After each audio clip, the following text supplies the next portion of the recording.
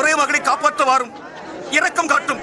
அவளுக்கு 12 வயதாகிறது. அவள் மரண வேதனைப்படுகிறாள். தயவு செய்து வாரும். யவீர்வே, நான் வருந்துகிறேன்.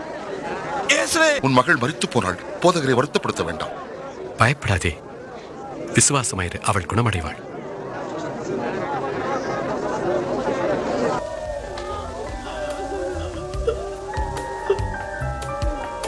அழாதீர்கள், அவள் மறிக்கவில்லை, நித்திரையாயிருக்கிறாள்.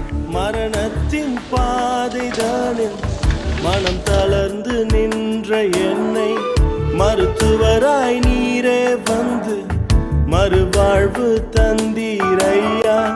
மரணத்தின் பாதைதானில் மனம் தளர்ந்து நின்ற என்னை மருத்துவராய் நீரே வந்து மறுவாழ்வு தந்தீரையா.